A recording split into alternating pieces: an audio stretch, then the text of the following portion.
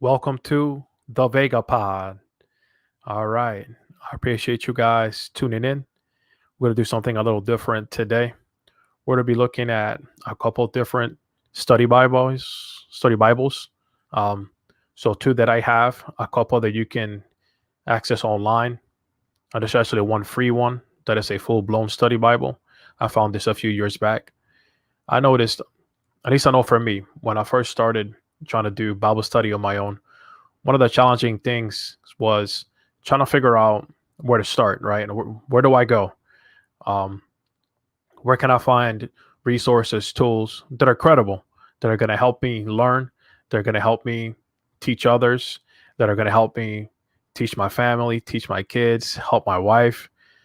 So over the years, I've been doing, you know, some digging. I found a couple good ones. I've been told by a few friends of some good ones, so I'll share some of those as well. So shout out to them. I will say one of those study Bibles that I've had for a while. Is the Cultural Backgrounds Study Bible. Now, I didn't use it to its full potential until fairly recently. I'm a part of a group on Facebook, and shout out to the guys on there and the gals. I asked for some input on some study Bibles, and one of the ones I was recommended highly was the Cultural Backgrounds Study Bible. As I've started to use it more often, I can see why. The notes in there really help with getting the historical context of what was going on back in those times. As we read the Bible, it's important for us to keep in mind that the Bible was written to Eastern people. It wasn't written to us, it was written for us, but not to us. So it's important as we read through those passages that we try to see what's going on. That'll help as we interpret them in context. Context is key. It's very important as you do your own Bible study. So I'm gonna go ahead and share my screen. I'm gonna share my screen a couple times. I'll jump back and forth between a couple different windows. So bear with me here. The first one I'm gonna show is the ESV Global Study Bible. Now you can find this one by just searching on Google, ESV Global Study Bible, free. There's a free ebook for us Android users. For iPhone, you can download the ESV Study Bible app, and then from there, you can enable the Global Study Bible. It's a very good resource. I've shared it with a few other friends, and they've enjoyed it. One of my friends has a physical copy of the ESV Study Bible, and he says that as far as the notes go, between the Global Study Bible and the regular Study Bible, they're more or less the same. I'm sure there's some differences there, but it's free. So we got to appreciate when we can find those things. So let me go ahead and share my screen here. So these are some of the options on here. These are just like the articles and the resources. Um, that's a couple different things. Let me see if I can change click through a couple things on here.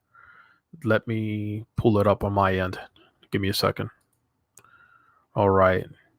Let me jump on. Okay. There's a tab on here I wanted to show. Can't find it now. Oh. Well, this section, let me pull this up. This section is going to talk about this is different. This talks about studying the Bible. It has a couple of different, like it says, who is Jesus, Old Testament theology and key dates, overview of the Bible, God's plan for history. Let's click on that. Let's see what we get. So here we go. God has a unified plan for history. The work of Christ on earth, especially his crucifixion and resurrection, is the climax of history. It is the great turning point. The present era looks back on Christ's completed work, but also forward to the consummation of his work. So I'm not going to read it all, but you kind of get the gist of it. Let me change here. Let me pull up.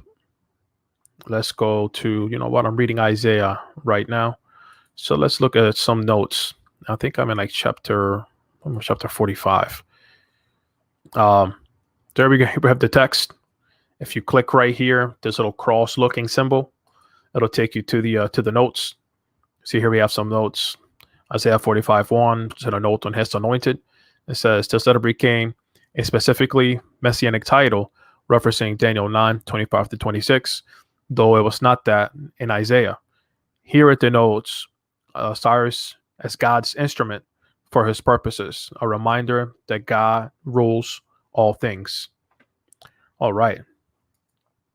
So that's kind of the idea there with the ESV Global Study Bible.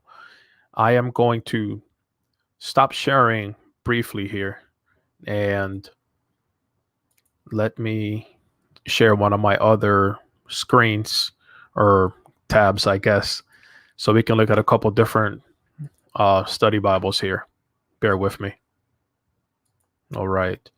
So the next one I'm going to show is going to be the NIV Cultural Backgrounds Study Bible. Now, I actually have this one, a physical copy.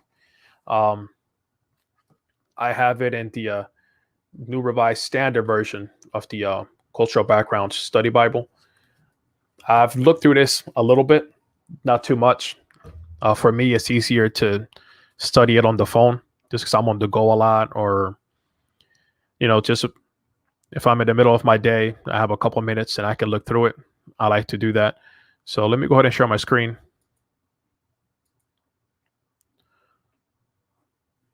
All right. Let me just make sure it looks okay. It's a little small. Let's see if I can make that any bigger. Let me see if I can zoom in. Give me a second.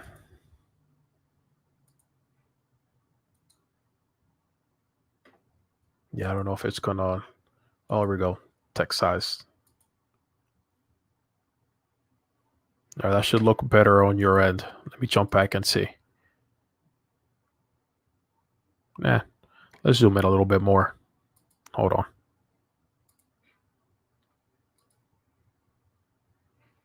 That should be much better. Let's double check. There we go. A little easier to see.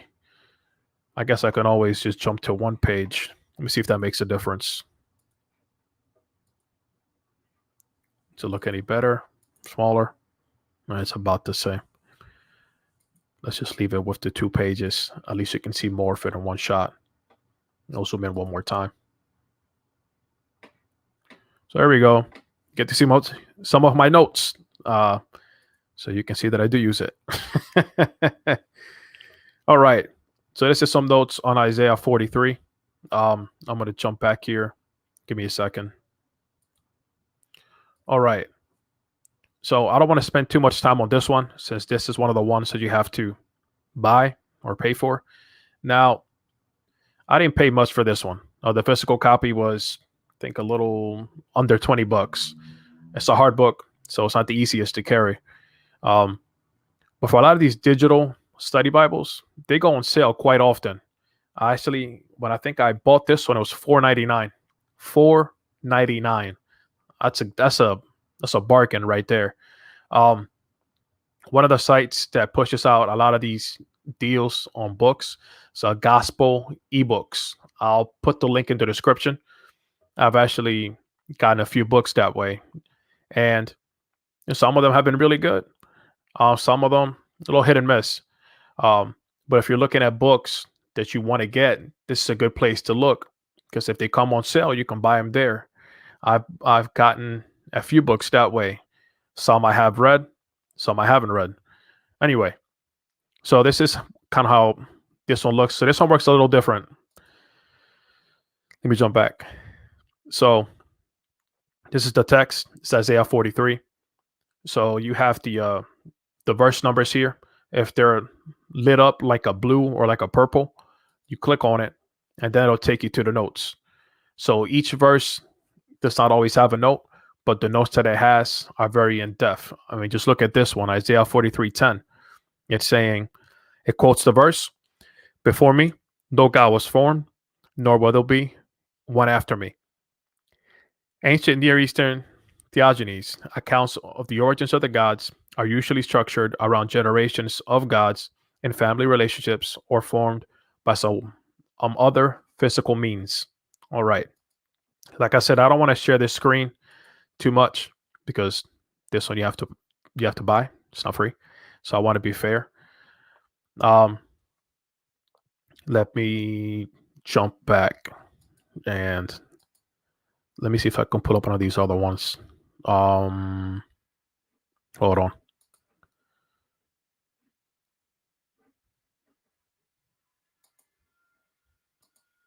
All right. Let me add another one here. Okay. So for this one, we're going to look at, let's see. Actually, we're going to look at a couple different sites. And these sites, while not necessarily study Bibles, have some very helpful study tools. We'll start off with the BibleStudyTools.com, and the link is in the description. Let me see how it looks on your screen here. That doesn't look too bad. Let's see if I make it full screen. That's easier to see, though. We'll roll with that. All right. So this one is actually one of the first sites that I found when I was trying to do study on my own, just trying to find, like I said, good resources. And there's a whole bunch of them. It's just a matter of doing a little digging. And honestly, for a lot of these, you don't have to dig very deep. It's just a matter of trying to look it up. So you click on study. You have a library, commentaries, concordances, dictionaries, encyclopedias. Let's click on commentaries. So look, they have a couple different ones here then since the last time I used it. You got a list of commentaries here. I know one of the ones that's now this is amazing. I assume you have to, you have to join plus, but this is a great study tool here. I have it. It's for questions that you may have, people that have questions that will help you and just trying to address those questions and kind of think through them. Some of these, like I think you have to join or I guess some type of subscription. Some of these you can actually find free on other sites. I have this commentary, very good, strongly recommend it.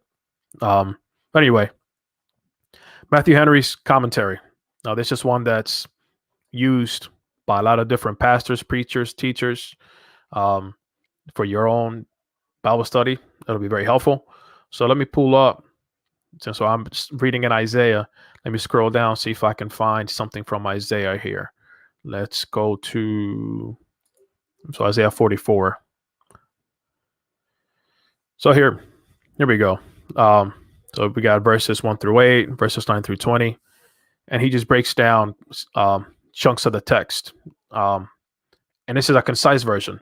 So if you just want to get kind of gist of what's going on in the text to kind of help you a little more as you're reading it, this is very helpful. If you want to go a little more in depth, the complete commentary by Matthew Henry is also on this site. Okay, let me jump back. All right, I'm going to stop the screen again and let me pull up another tab. Try not to make the video too long. I know you guys got stuff to do. And let me share this one. This is studylight.org. Shout out to my friend Jamie. He's been on a few videos on here with me. This is very helpful. You have a whole bunch of commentaries. I love this option here, the verse by verse commentary. Let's say you're reading a particular text and you're reading it and maybe it makes a little sense, but you want to get some different ideas.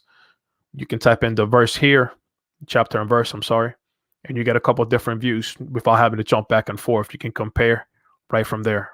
And that's a big deal. It's a huge help. Got some dictionaries over here, encyclopedias. You got historical writings, language tools, pastoral resources, personal stuff. This is very, very huge help.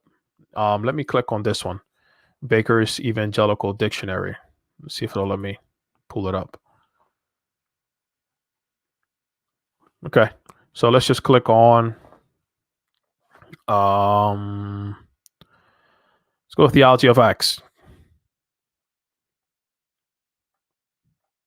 Okay, not getting much there. Let's go back. See, I tried to get too fancy. Should have clicked on something easy. Let's see. Just click on Aaron. There we go. So, a little bit about Aaron, um, some of his story, um, what he went through with Moses, um, some of his, you know, acts that he did. So, helpful resource. Um, I will definitely recommend it. Let me see if I can make that a little bigger. Um, nah, not the biggest, but you can see it. Um, all right. So I'm going to jump back over here. Here I am. And let's see. Is there another screen I want to share on here? I think that's it for now. So, um, there are plenty of other resources. Um, let's see. The you can use the New English Translation, NET, Bible.org. Very helpful. It'll have a lot of notes. It'll also have some other independent study that you can use. This is the Bible that I use on a daily basis. This is the Harper Collins Study Bible. I'm not sure how I found this one, to be honest. Um, I've read at least on the reviews and in the description. I think when you look it up on Amazon, it's one of the Bibles that is still used in some seminaries across the states. Um, the notes are coming from the Society of Biblical Literature. If you're a nerd like me, that might do something for you. Um, but I found it very helpful. Um, it's a paperback, so it's a little easier to kind of carry and use, which is why I use it daily. Um, I paid probably a little under $20 for that one too. So real quick, how do you choose or pick the right study Bible for you? So these are a couple of things that I would recommend you keep in mind. Um, Number one, I would say you want to find a study Bible that has different contributors, different authors. The danger with getting a study Bible that is written by one person is that you'll always kind of get their view instead of a compiled view. Um, as you're reading, a compiled view will be it'll be more beneficial. Um, sorry, my mic keeps jumping up. Um, but yeah, try to find a study Bible that has different authors. It'll just help because you get different perspectives. And what you don't want is to, as you're doing your own Bible study, to kind of regurgitate or repeat what somebody else is saying. You want to try to develop it into your own. Um, Another thing that I would suggest is find a Bible that does a good job of covering a lot of the historical ancient context. It'll help. Um, Honestly, the Cultural Backgrounds Bible has been very helpful for me. Um, it just puts things in perspective that I wouldn't see. I didn't live there back then. I don't live there now. So just kind of getting that perspective is very helpful. Let's see, what's another thing that I would suggest? Um, I don't know. Just get started. Um, Bible study is, I know for some people it kind of scares you. You don't have nothing to be scared of. There's First of all, if you're a believer, as you read the Bible, the Holy Spirit is with you. He'll guide you, he'll lead you, he'll enlighten you. There's plenty of resources and tools. I shared a few here, but there's plenty more. Um, the U version, great resource. You have a lot of different things on there.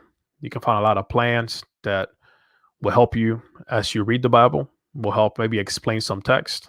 I've gone through a few plans with my wife and on my own. They're very helpful.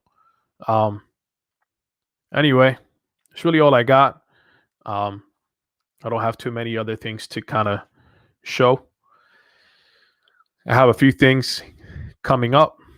Um, I plan on doing another video later in the week, God willing. I'll be looking at some What are we talking about here? Some secular issues, some cultural stuff, and I I'm hoping to get back to Psalm 119 sometime in the next couple of weeks. Um, and let's see. Oh, I have the conversation coming up with a couple friends of mine. We're going to be looking at what does it mean to live for Christ. Um, this is with Anthony and Tom. They've been on here with me before, and I'm hoping to have another friend of mine. We're going to be talking about the Enneagram. He's got a few things coming up, so I might tackle it one on just by myself, and maybe do a part 2 and have him come on. The Enneagram is one of those things that's very popular right now. So we'll look at some of his history and whether or not it's beneficial for Christians, and if it contradicts or conflicts with our beliefs. So let me share a few things. If you like the video, hit the like button, share, subscribe. If you're not following me already, you can follow me on Instagram at the